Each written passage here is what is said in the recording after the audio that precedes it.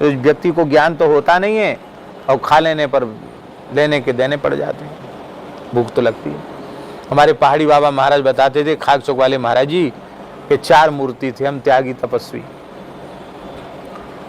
इधर घूम रहे थे विंध्याचल की तरफ,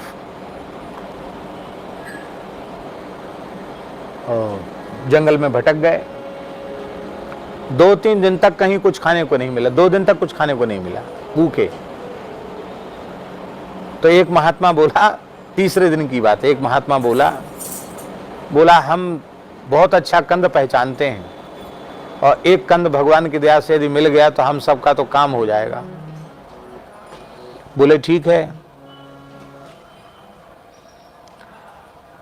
बोले एक कंद से ही काम हो जाएगा। तो बोले ठीक है भैया, कंद तो महाराज जी भी पहचानते थे। उसने कहा हम बहुत विलक्षण कंद जानते हैं। वो कंद तो उसको मिला, वो कंद उस जो वो चाहता था उसकी जगह कोई दूसरी कंद था, बड़ा विशाल कंद मिला, लता मिली, उसको खोदा तो कंद निकला। अब हम सब 4 त्यागी तपस्वी मूर्ति थे, बड़े खुश हुए, चलो भैया राम जी ने तीसरे दिन दिया तो बड़ा बढ़िया कंद दिया, इतना पूरा क्या कहें उसको, जैसे ढोलक होती है ना, ढोलक, बड़ी ढोलक जैसा बड़ा, नीचे से ऊपर तक बड़ा कंद। सब त्यागी तपस्वी जुट गए, खोद खोद करके कंद, विंध्याचल की बात है, निकाला कंद, विंध्याचल क्षेत्र की बात है। निकाला तो लकड़ धुना तो छिता के रखते ही जंगल में, उसको सेका, कंद को सेका तो कंद खिल गया, भूना उसको तो भूना हुआ कंद खिल गया तो फट गया। जो कंद खिलता है तो फट जाता है, देखो ना, शकरकंदी डालो तो फट जाती शकरकंदी। वो सब ने प्रेम से पाया और पाते वो कोई ऐसा जहरीला कंद था कि उसको पाते ही जो जैसे थे वैसे ही मूर्छित होके गिर गए। पा तो लिया सब पूरा और पाके आचमन नहीं कर पाए कोई, जूठे मुंह और बस तुमा का कमंडल इधर उधर लुढ़क रहा है, सब वहीं आए, पड़ गए ऐसे। 1 दिन 2 दिन नहीं, 2.5 दिन तक पड़े रहे ऐसे ही, चारों के चारों मरे मुर्दे के जैसे।